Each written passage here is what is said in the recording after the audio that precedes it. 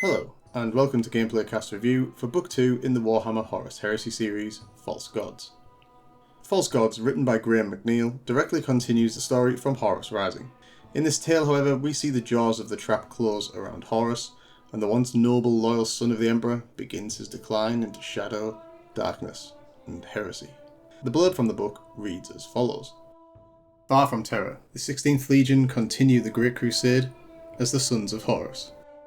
Putting the debacle with the Interrex behind him, the War Master has become more withdrawn as he struggles to deal with the jealousy of his brother Primarchs, and increasingly relies upon the counsel of his advisors as he plans each new campaign.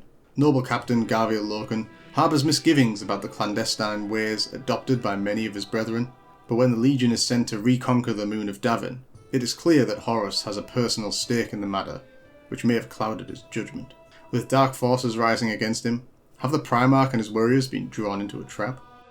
This book is another personal favourite, continuing with the characters of the Lunar Wolves and the 63rd Expedition we got to know in Horus Rising, with Gaviel Loken once again resuming his role as the main hero / protagonist. Anyway, time for the all-important question. Is this book worthy of your Imperial credits? By the Throne, yes. The story and characters combine to make a great read, though maybe not quite as good as its predecessor. To decide if you should add Horus Rising to your reading list or not, continue watching to hear my justification, as well as the final score out of 10. As always, fear not, O ye watchers, you will be kept in the dark, as major spoilers will be held until the end of the video. In comparison to the first book, which, outside of a few isolated instances, is a bright and hope-filled affair, the seeds of tragedy really sprout and take root here.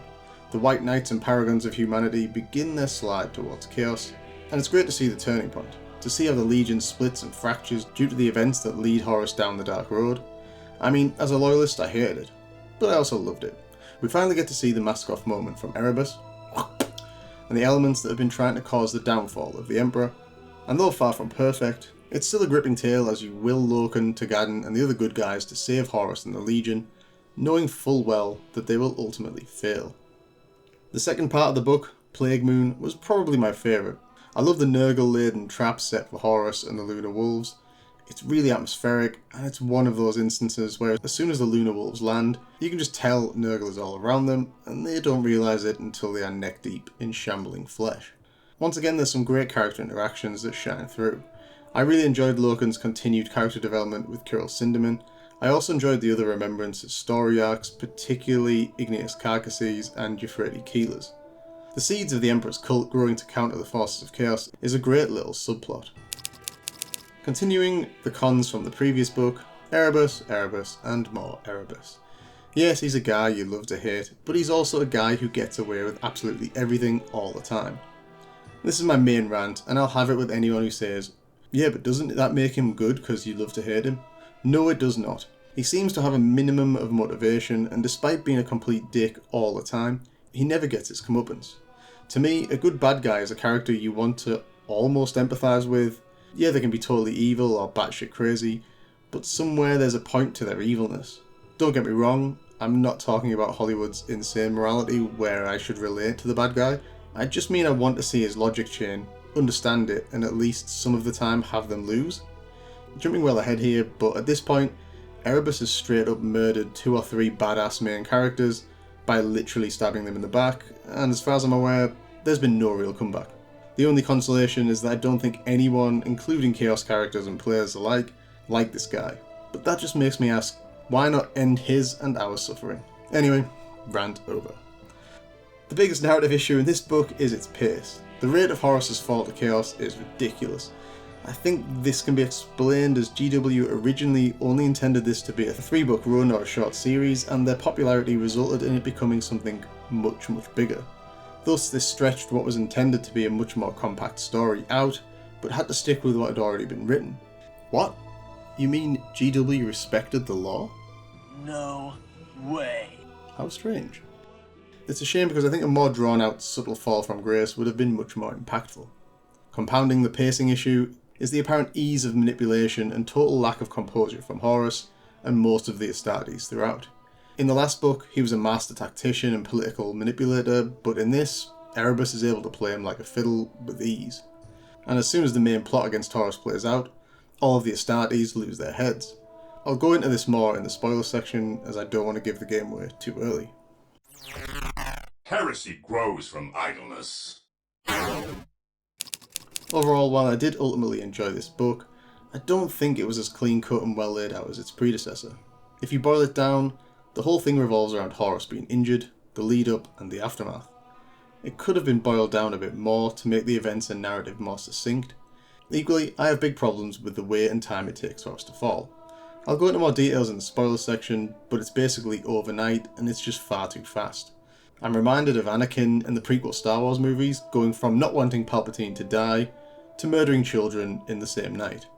Master Skywalker, there are too many of them. What are we going to do?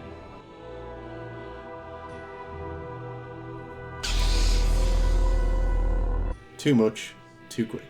For these reasons, I think this book is a 7 out of 10. It's an enjoyable read and definitely continues the main story arc, but I have issues and it could have been better.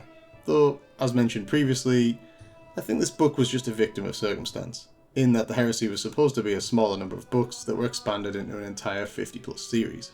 Had the larger series been the plan from the start, I think they may well have covered Horus's fall over a much greater time period.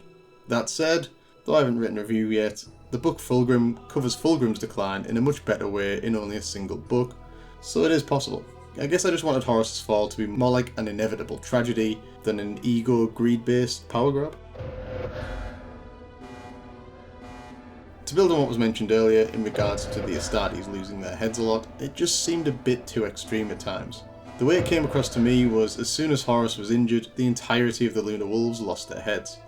I get it, the Primarchs are these godlike figures, but the Astartes are unbelievably well drilled and trained super soldiers.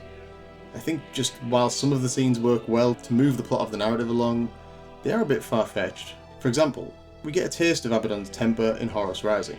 However, here he seems to become completely unhinged at times, trying to straight up murder humans in front of people in broad daylight. Equally, the Embarkation Deck massacre is just stupid. The first novel clearly states that access to the deck is strictly controlled and only authorised personnel are allowed in. Moreover, all of the crew are well versed in staying out of the way of the Astartes, so to have the deck filled and no one cleared a path to the medbay in advance of the landing is, well, yeah, it's just silly. Military personnel train so that when they lose their heads, their brain reverts to the training. That's kind of the point of training. They could have just had some of the Astartes kill a load of remembrances for minor infractions, or for worshipping the Emperor. That actually might have been a lot better, to have it so that Horus gets wind of this Imperial cult, and that could have helped fuel his descent into chaos at the same time. Back onto the subject of Horus. I really struggle to understand his logic and ease at which he flips allegiance on a literal coin toss, and is like, yep, I'm all for killing the Emperor now.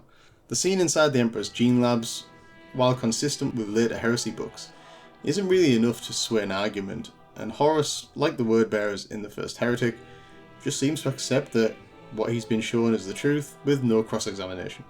Despite Erebus clearly trying to manipulate him, and despite Magnus directly telling him he's lying, I'm not sure of the logic of, here is Erebus, known liar, he's literally just been caught lying to me. My brother, who is a known warp expert, has just appeared, revealed the lie, and warned me not to believe any of this. Oh, but he's broken the Treaty of Nicaea, so I can't trust him at all. At best, this should result in Horus not being sure who or what to believe. Instead, he's just like, yeah, screw this, I'm Darkseid now. I don't know, let's end on a positive.